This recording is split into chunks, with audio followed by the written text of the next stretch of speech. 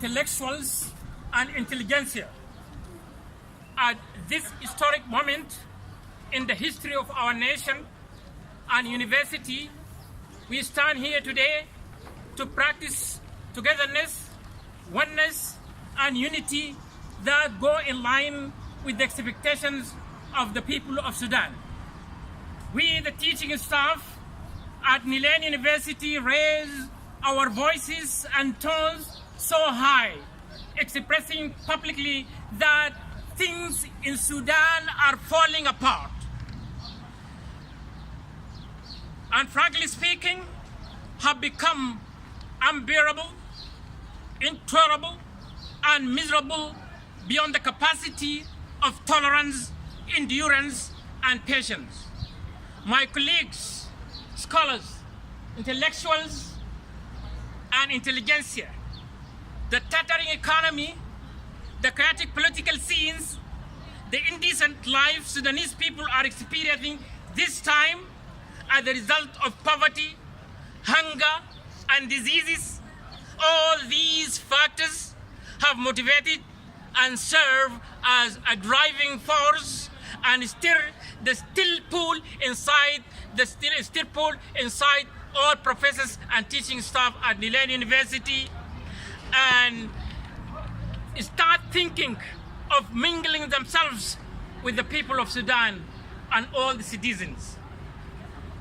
Dear professors, we by these moves and steps call upon the following bodies: the United Nations High Commissioner, the Human Rights Commissions worldwide, the European Union and Western countries, the international community, and Amnesty International to consider, investigate, and look into Sudan's situation from a compassionate ground.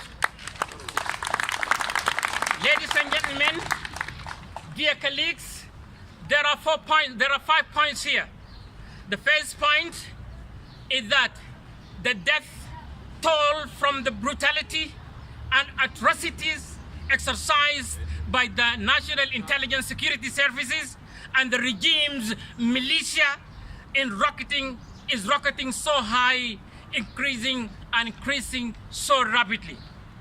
2, the brunt of the suffering, which causes serious social disintegration and societal cracks difficult to be cemented, that the eye cannot miss.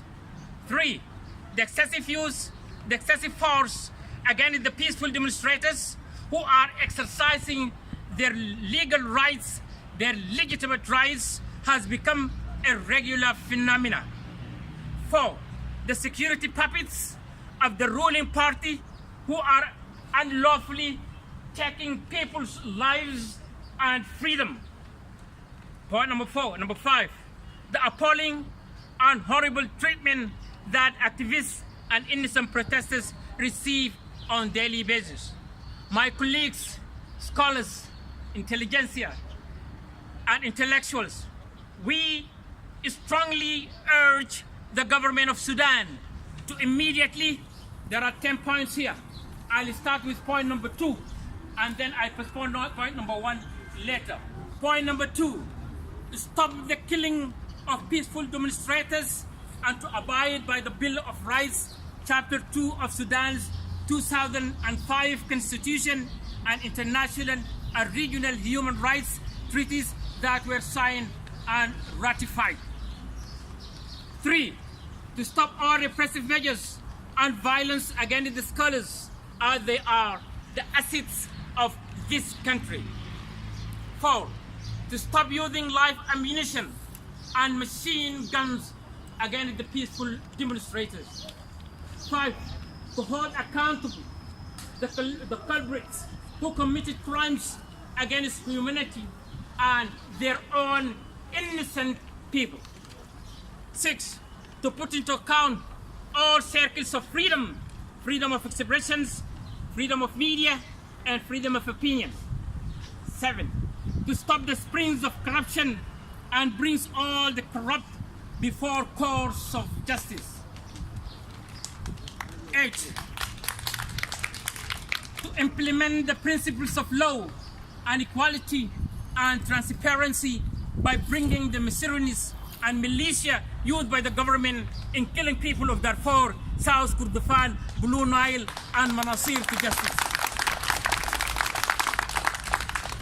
9, to stop telling lies. The government has to stop telling lies and has to respect our minds.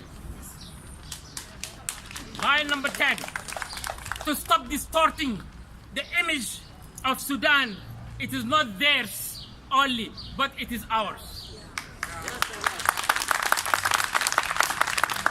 As for the first point, which I postponed and is topping the list, is this regime must go. This regime must go. This regime must go. This regime must go. This regime must go. This regime must go. Just go.